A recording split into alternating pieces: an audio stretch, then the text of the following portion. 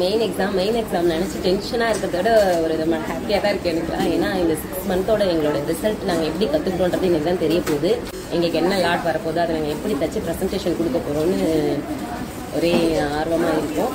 இப்போ இதுல உங்களுடைய ஒரு பிக்சர் இருக்கும். இந்த பிக்சர் தான் உங்களுடைய எக்ஸாம் பிக்சர். ஸோ இதுக்கான ஃபேப்ரிக் தான் நீங்கள் எடுத்துட்டு வந்திருக்கீங்க. இந்த பிக்சரை பார்த்துட்டு ஒரு பேப்பரில் இந்த பிக்சரில் இருக்கிற ஃபீச்சர்ஸ் எல்லாம் நீங்கள் முதல்ல எழுதணும். அதில் ஓப்பனிங் இருக்கா, ரஃபில் இருக்கா, அது பேட்டர்ன் என்ன, நெக்லைன் என்ன, இப்படிங்கிறதெல்லாம் நீங்கள் எழுதணும்.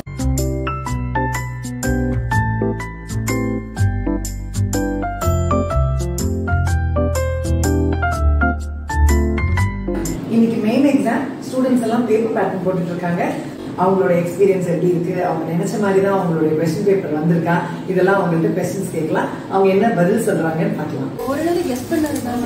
அப்படியா? என்ன வந்திருக்கு? பிளவுஸ் வந்திருக்கு. ஓ நைஸ், டிசைனர் பிளவுஸ் வந்திருக்கு. ஓகே, கான்ஃபிடன்ஸா இருக்கா பண்றதுக்கு? ஆசைப்பட்ட மாதிரி பேட்டர்ன் வந்திருக்கா? All the best. 9 meters cloth வாங்கி வச்சிருந்தாங்க. அப்போ 9 metersக்கு என்ன தைக்க போறோம் அப்படின்னு எனக்கு ஒரு மாதிரி எக்ஸைட்மெண்ட்டாகவே இருந்தது மேம். இப்போ பிளவுஸ் பார்த்தோன்னே வந்து இந்த மாடல் ஆக்சுவலாக நான் தச்சதே கிடையாது. பட் ஆனால் இதை பார்த்தோன்னே இது இப்படி தான் தைக்கணும் அப்படின்ற ஒரு அவுட்லைன் வந்து எனக்கு மைண்டில் வந்துச்சு. நல்லா தப்பேன் அப்படின்னு ஒரு போக்கு இருக்கு மேம். ஓ, கொடுத்த டைம்குள்ள முடிச்சிருவீங்களா? முடிக்கணும் மேம், கண்டிப்பாக முடிப்பேன். நானே டெஸ்ட் பண்ணி நானே வீட்டில் ப்ராக்டிஸ் பண்ணேன். இது எனக்கு ஈஸியாக இருக்கு. ஓ பரவாயில்ல, நீங்க நினைச்சதே வந்துருச்சு. ஒரு சின்ன சேஞ்ச் நான் நினைச்சு நான் கெஸ்ட் பண்ணது வந்து பிரின்சஸ் லைன் ப்ரொஃபஷனோட. சரி அது இல்லை, இது வந்து நார்மல் ஸ்டாண்ட் கலர், சென்டர் வந்து ஹை, சைடுல லோ. இதான் வரும்னு எதிர்பார்த்தீங்களா?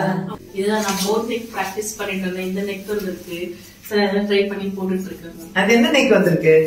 இது ஜுவல் நெக் மேம். ஹாப்பியா இருக்கு, ஒரு பக்கம் நர்வஸா டென்ஷனா இருக்கு, பட் நல்லா பண்ணி முடிக்கணும் அப்படின்னு இருக்கு. 1 மணிக்கு முடிச்சிருவியா? முடிச்சிருவோம் மேம், முடிச்சிருவோம். All the best, all the best.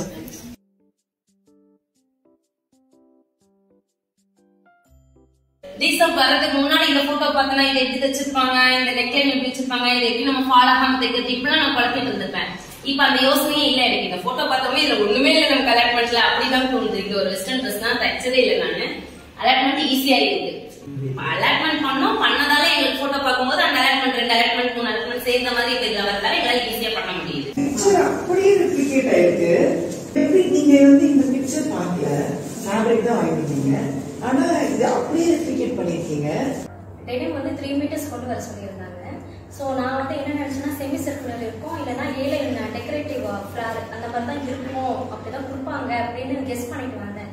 But இங்க வந்து பார்த்தா பெக் ஸ்கர்ட் இருந்தது.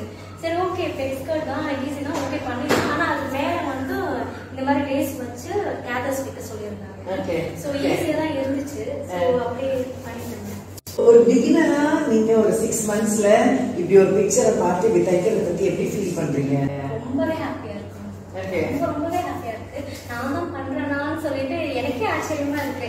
நீங்க சொன்னீங்க இந்த 6 months முடிச்ச உடனே உங்களுக்கு எக்ஸாம் இருக்கும், 5 hours இருக்கும் அப்படின்னு சொல்லும் போது நம்ம ஒரு வாரத்திலேயே வச்சு நம்ம முடிக்கிறோம், அந்த 5 hours எப்படி முடிக்க முடியும் அப்படின்னு இருந்தது. ஆனா இப்ப எங்களால முடிக்க முடியுது. அதுக்கு என்ன காரணம்? Practice ma'am, practice. நீங்க கொடுக்குற ஹோம் ஒர்க்கு பிராக்டிஸ் பண்ண இப்போ எங்களுக்கு அந்த ஸ்பீட் ஆயிடுச்சு. எங்களுக்கு 6 months வந்து ஒரு என்ன சொல்ற ஒரு ரைடு மாதிரி தான். ஐயோ அம்மா அப்படி கத்துக்கிட்டே தான் அந்த ஜேர்னி ஃபுல்லா இருக்கும். ஆனா அது முடிச்சுட்டு பின்னாடி பார்க்கும்போது நம்ம தான் பண்ணோமா அப்படின்னு ரொம்பவே ஆச்சரியமா இருக்கும். அந்த ஒரு ஹாப்பினஸ் இருக்கு, சாட்டிஸ்பாக்சன், அது இங்க தான் நமக்கு கிடைக்குது. ஒவ்வொரு கார்மெண்ட் வந்து முடிக்கும் போது அது கொடுக்குற ஒரு ஹாப்பினஸ் வேற லெவல்ல இருக்கு. உங்களோட பிளெஸிங்ஸ் எப்பயுமே எனக்கு இருக்கு.